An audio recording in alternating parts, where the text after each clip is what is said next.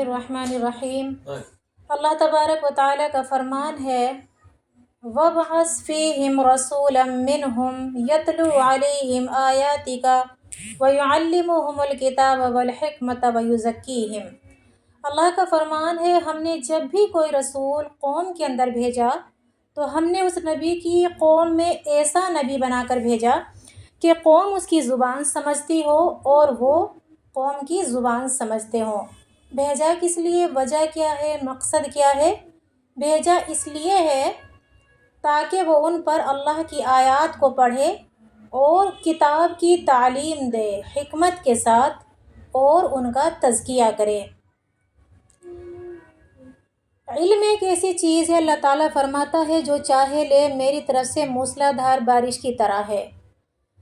लेकिन एक जगह अल्लाह तबारक व तआला फरमाता है, व निअम अज्रुल आमिलीन, क्या ही अज्र है अमल करने वालों का। यानी इल्म सीख तो लेते हैं, सीख तो लेना, लेकिन उस पर अमल करना या नहीं करना ये अलग बात है। जो इंसान इल्म सीख कर उस पर अमल करता है तो अल्लाह तबारक व तआला अमल के साथ साथ उसको हिकमत और तज़किया भी अता फरमा देते हैं, जिसकी वजह से उसका इल्म कंप्लीट हो जाता है। लेकिन एक इंसान वो है जो इल्म सीखने की हद तक ही महदूद रहता है, न उस पर अमल करता है, तो फिर हिकमत और तज़किये से ऐसा इंसान खाली रहता है। तो जब हम कोई भी इल्म सीखें तो उसको पाया तकमील तक पहुँचाना हमारा फ़र्ज़ बनता है। अल्लाह तबारक व तआला ने इसीलिए कुरान को हमारे नबी पाक सल्लल्लाहु अलैहि वसल्लम पर मबऊस किया ताकि वो हमारा तज़किया करे। कुरान हमारी एक गाइड बुक है जो हमें रहनुमाई देती है। इसमें अहकाम है सोने के, बैठने के, ज़िंदगी गुजारने के, आने के, जाने के, हुकूकुल इबाद के, हुकूकुल्लाह के, रिश्तेदारों के हुकूक, शोहर बीवी के हुकूक। गर्ज़ के कोई भी चीज़ ऐसी नहीं है जो कुरान में तालीम ना दी गई हो।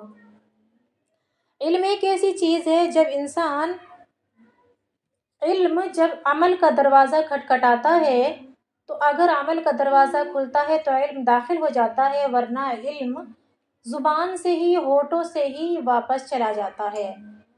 जहाँ अल्लाह ने इल्म की बात की वहाँ हिकमत और तज़किये की भी बात की है। अल्लाह तबारक व तआला इरशाद फरमाता है, खुज़ मिन अमवालिहिम सदक़तन तुत्तहिरुहुम व तुज़क्कीहिम बिहा वसल्लि अलैहिम इन्ना सलातक सकनुल लहुम वल्लाहु समीउन अलीम।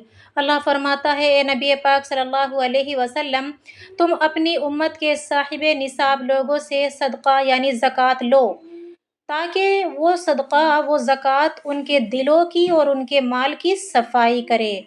इसीलिए तो तुताहिरुहुम एक हाथ और तुज़क्कीहिम दूसरा हाथ, यानी एक माल और जान की, एक माल की सफाई करता है तो दूसरा जान की सफाई करता है। तुताहिरुहुम माल की सफाई करना और तुज़क्कीहिम अपने जिस्म और रूह की सफाई करना। और इसका फ़ायदा क्या होगा? इसका फ़ायदा ये होगा, जब उनसे आप ज़कात अदा करें तो आप उनके लिए दुआ करें। आपकी दुआ उनके लिए सुकून का बाइस होगी और अल्लाह सुनने वाला, जानने वाला है। लेकिन अजीब बात यह है कि हम उसकी ज़िद हैं। अल्लाह तो फरमा रहा है कि ये माल, ये सदका देना, ये ज़कात देना उनके माल को पाक करता है और उनके जान और रूह को पाक करता है। लेकिन इन्नल इंसाना कतूरा, इंसान तो तंगदिल है, बख़ील है, झगड़ालू है और वो अपना माल सदका नहीं करना चाहता। लेकिन जो इंसान सखी होता है, हदीस में आता है, सखावत की वजह से, माल खर्च करने की वजह से उसका माल बल्कि 2 गुना 4 गुना होता है, घटता नहीं है।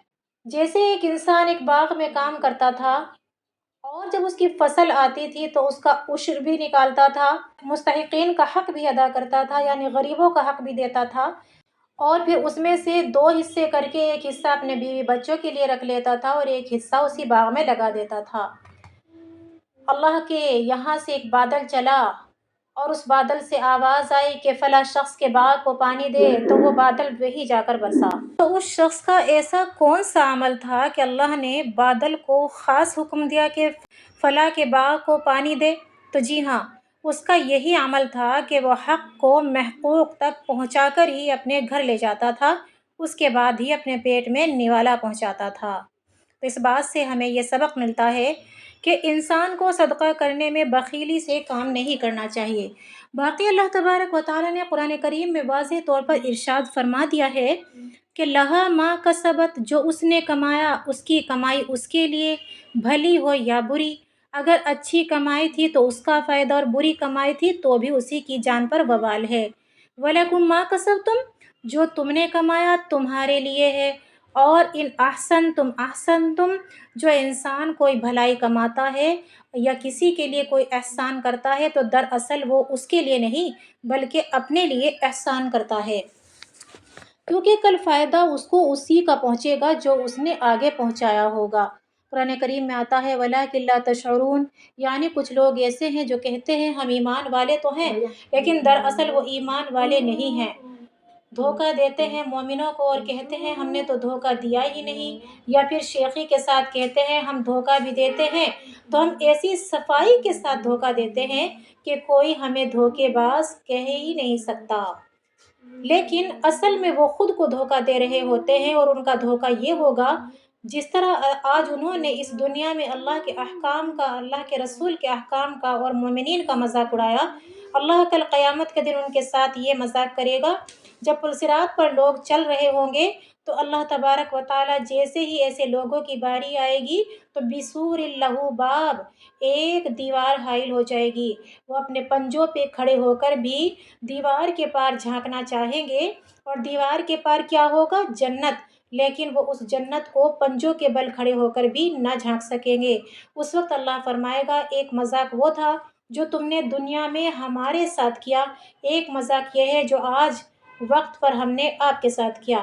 تو ایسے وقت سے بچنا ہے، اللہ کا ڈر ہمیشہ اپنے دل میں رکھنا ہے، اور جو اللہ تعالیٰ نے کہا ہے بس اس پر ہم نے سرنڈر کرنا ہے۔ اگر انسان شریعت کو پہچان لیتا ہے تو شریعت اس کے لیے آسان ہو جاتی ہے، لیکن اگر اپنے دل کو تنگ کرتا ہے تو پھر شریعت اس پر بھاری ہوتی چلی جاتی ہے۔ الدین یسر، اصل میں دین آسان ہے، ہم نے خود اس کو مشکل بنایا ہوا ہے۔ اللہ تبارک و تعالیٰ سمجھنے کے ساتھ عمل کی توفیق عطا فرمائے۔ وآخر دعوانا الحمد للہ رب العالمین۔